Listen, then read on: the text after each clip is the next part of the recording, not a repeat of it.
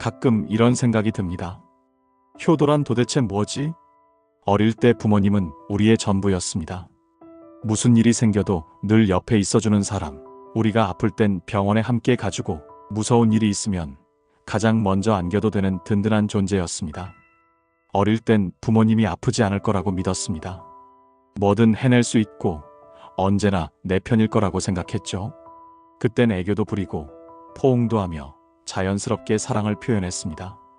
그러나 세월이 흘러 우리가 어른이 되어가면서 그 시절의 따뜻한 모습은 조금씩 희미해졌습니다. 삶에 치이고 일에 쫓기며 전화 한 통을 미루는 사이 시간은 빠르게 흘러가고 계절은 어느새 바뀌어 있습니다. 그러다 문득 떠오릅니다. 마지막으로 함께 밥 먹은 게 언제였지? 마지막으로 사랑해요라고 말한 게 언제였을까? 효도는 거창한 일이 아닙니다. 안부를 묻고 함께 밥을 먹고 조용히 곁에 있어주는 일. 그런데 우리는 이 단순한 일을 가장 어려워합니다.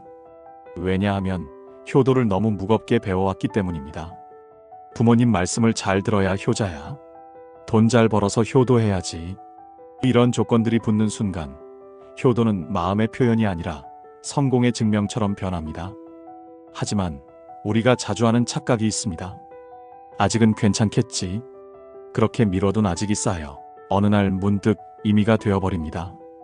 효도는 완벽할 때 하는 게 아닙니다. 부족해도 서툴러도 지금 조금이라도 마음을 표현하는 일입니다.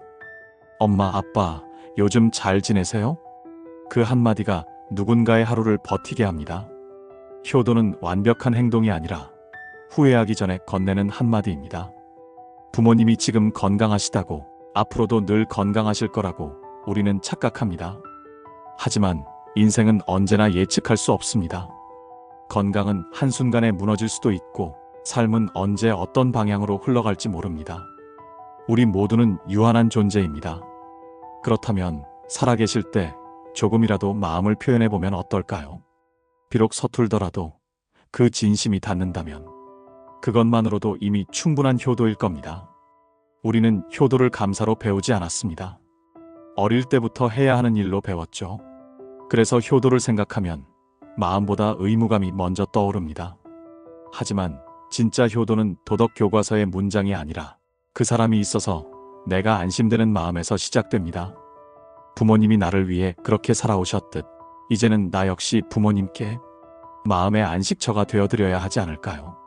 어쩌면 그것이 효의 가장 근원적인 의미일지도 모릅니다. 그렇다면 부모님들이 진심으로 바라는 효도는 무엇일까요? 한 설문조사에 따르면 노부모의 약 80%가 이렇게 대답했습니다.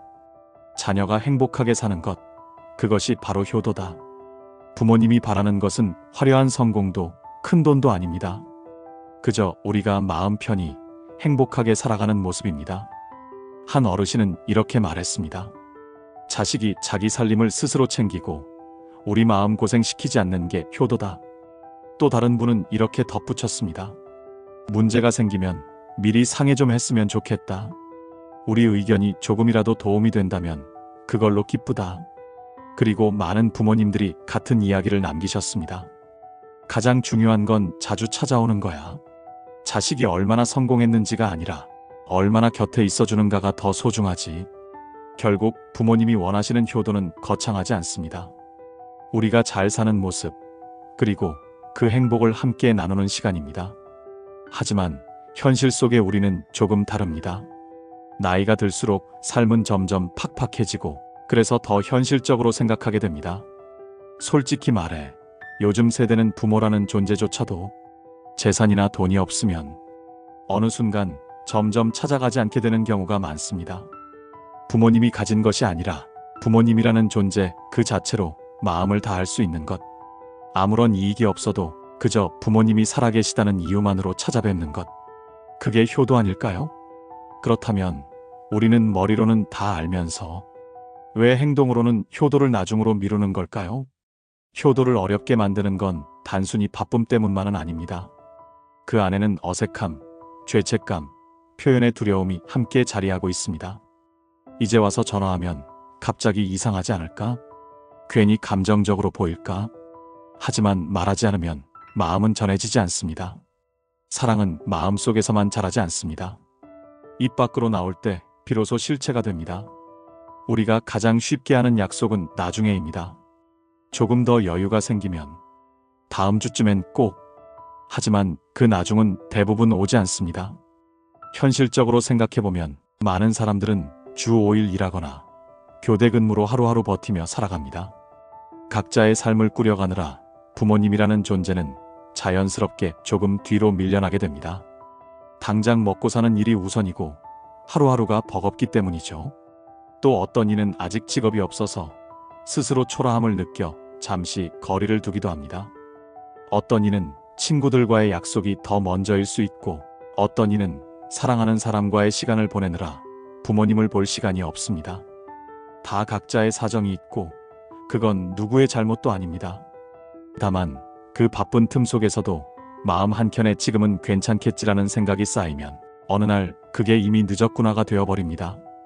또 어떤 사람들은 부모님과의 관계가 서먹할 수도 있습니다. 가까워도 혹은 멀어도 서로 표현하는 게 익숙하지 않아 자꾸 미루게 됩니다. 감정이 무뎌지고 표현은 낯설어집니다. 평생 표현하지 않던 사람이 갑자기 바뀌는 것도 어렵죠. 그래서 그냥 다음에 하지 하고 넘기게 되는 겁니다. 그렇다고 해서 표현만이 정답은 아닙니다. 그보다는 마음속에서 부모님을 당연한 존재로 여기지 않는 것, 그게 더 중요한 시작일지도 모릅니다. 우리는 부모님을 늘 나를 사랑해주는 존재로 인식하며 살아왔습니다. 늘 곁에 있었고 늘 받아주는 사람. 그래서 무의식적으로 이렇게 생각합니다. 부모님은 어차피 내 편이니까 나중에 해도 괜찮겠지. 하지만 가까운 사람일수록 더 신경 써야 하는 법입니다. 그런데 사람 마음이 그렇습니다. 멀리 있는 사람에겐 예의를 지키면서 정작 가장 가까운 사람에게는 무심해지곤 하죠. 사람은 이상하리만큼 잃기 전까지는 몰라요. 바쁘다는 이유로 미루고 괜찮다는 말로 덮어두다가 어느 날 사진 속의 미소로만 남게 됩니다. 그때 우리는 후회하며 깨닫습니다. 효도는 시간이 있을 때 하는 일이 아니라 마음이 있을 때 해야 하는 일이었다는 걸요. 불교에서는 효도의 근본을 보온해 둡니다. 부모님의 큰 은혜에 감사하고 공경과 봉양으로 그 마음을 돌려드리는 것. 나아가 생전의 평안을 돕고 사후의 좋은 길을 빌어드리는 것까지 효도의 범주에 둡니다.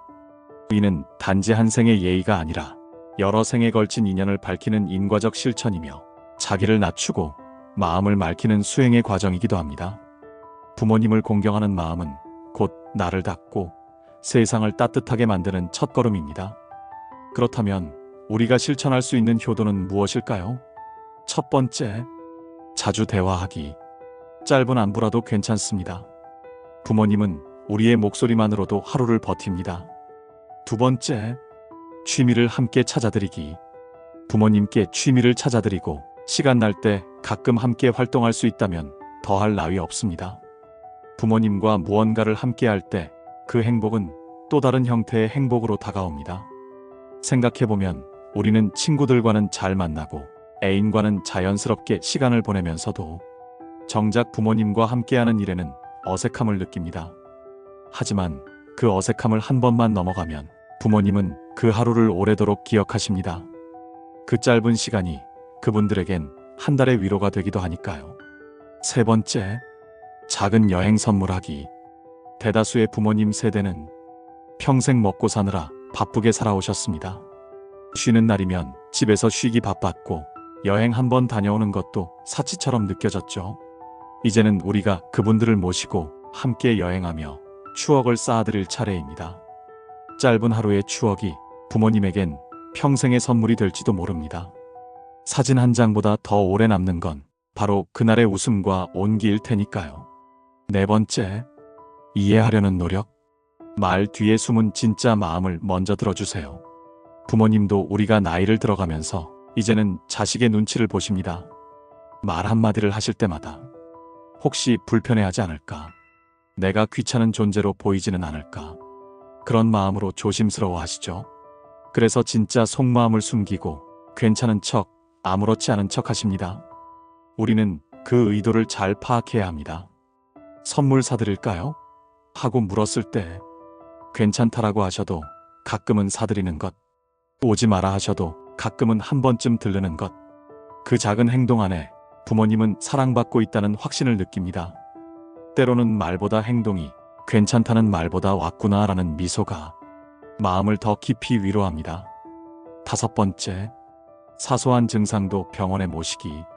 사소한 증상이라도 부모님을 꼭 병원에 모시세요. 우리가 어렸을 적엔 감기만 걸려도 부모님은 밤잠을 설쳤습니다. 병원에 데려가 주사를 맞히고 약을 챙겨주고 이불을 덮어주며 자식의 열이 떨어질 때까지 곁을 지켜주셨죠. 이제는 우리가 그분들의 곁을 지켜드릴 차례입니다. 부모님이 어디가 불편하시거나 아프실 때 똑같이 그 마음으로 함께 병원에 가드리면 됩니다. 그 짧은 동행이 부모님에겐 말로 다할 수 없는 위로가 됩니다. 6번째, 작더라도 정기적으로 용돈 드리기. 작더라도 정기적으로 용돈을 드려보세요. 부모님이 은퇴하시거나 일을 쉬고 계실 때 우리가 조금이라도 용돈을 드리면 그 마음 하나로 부모님은 참 기뻐하십니다. 우리가 대학 등록금, 생활비, 그리고 수많은 지원을 받으며 자라왔던 걸 생각하면 그 은혜를 다 갚을 수는 없겠죠. 하지만 금액의 크기가 중요한 건 아닙니다. 작더라도 꾸준히 드리는 그 마음, 이제는 내가 조금이라도 보탤 수 있다는 표현. 그것이 바로 부모님께 가장 큰 자부심이자 우리가 어엿한 사회의 한 구성원으로 성장했다는 신호이기도 합니다. 부모님은 그 돈으로 무엇을 사시든 상관없습니다. 중요한 건 이제 내 아이가 나를 생각하며 건넨 손길이라는 사실 하나입니다. 7번째, 경청하기. 훈수가 길어져도 끊지 말고 끝까지 듣기. 훈수가 길어져도 끊지 말고 끝까지 들어드리세요. 자식 걱정이 많다 보니 부모님 말씀은 종종 길어집니다. 때로는 우리가 생각하는 방향과 너무 달라서 반박하고 싶고 바로잡고 싶을 때도 있죠. 그럴 땐 일단 다 들어드리고 차분히 대화하는 게 좋습니다. 언성이 높아지거나 감정이 격해질 때는 잠시 멈추고 시간이 지난 뒤 다시 이야기해도 됩니다. 중요한 건 동의가 아니라 존중입니다. 부모님이 느끼시기에 내 말을 들어주는구나 하는 그 마음 하나면 충분합니다. 효도는 말로 설득하는 게 아니라 마음으로 공감하는 것에서 시작됩니다. 8번째, 건강하고 행복한 모습 보여드리기. 꾸준히 걷고 잘 먹고 잘 사는 모습이 최고의 효도입니다. 자식이 아프면 부모는 자식 걱정에 한숨이 많아집니다. 그 걱정이 깊어질수록 마음의 주름도 늘어갑니다. 그러니 스스로 건강을 잘 챙기고 스스로를 돌보는 것, 그 평범한 일상이야말로 부모님이 가장 바라는 것입니다. 9번째, 세대 차이를 존중하고 다름을 설득하기보다 인정하기. 다름을 설득하려 하기보다 인정해보세요. 서로를 인정하는 순간 갈등은 대화로 바뀝니다. 나이가 들수록 부모님은 옛날 방식을 오래 간직하십니다. 하지만 그건 고집이 아니라 그분들이 살아온 방식이기 때문입니다. 그러니 조금은 더 젊은 우리가 한 발 양보하고 이해의 마음을 먼저 보여드리면 어떨까요? 10번째, 내 자리에서 성실히 빛나기. 부모를 만족시키기보다 내가 행복한 방식으로 인정받는 모습이 오래 효도입니다. 남들처럼 평범하게 회사 다니며 하고 싶은 일을 꾸준히 해내고 삶에 진중한 태도를 보이는 것. 그게 바로 부모님 마음을 가장 편하게 합니다. 반대로 도박이나 싸움처럼 스스로를 해치는 일은 부모의 마음에 평생의 걱정을 남깁니다. 효도는 특별한 행동이 아니라 부모님이 안심할 수 있는 나의 모습에서 시작됩니다. 11번째, 따뜻한 말 자주 하기. 사랑해요, 고마워요. 이 짧은 말들이 평생의 안심이 됩니다. 결국 효도는 부모님을 위한 의무가 아니라 내 안의 사랑을 잃지 않기 위한 일입니다. 부모님께 드린 따뜻함이 다시 나를 단단하게 만들고 나중에 내가 누군가의 부모가 되었을 때 그 온기가 또 다른 사랑으로 이어집니다. 효도는 한 세대의 끝이 아니라 사랑이 순환되는 시작입니다. 우리가 흔히 말하는 내리사랑은 어쩌면 살아계실 때 다하지 못한 효도의 마음을 내 자식에게 사랑으로 건네는 일 아닐까요? 부모님은 우리의 완벽한 인생을 바라지 않습니다. 다만 마음이 닿기를 바라십니다. 그러니 망설이지 마십시오. 오늘이 바로 그 나중입니다. 지금 전화 한 통으로 시작하셔도 충분합니다. 효도는 기다림이 아니라 지금의 용기에서 시작됩니다.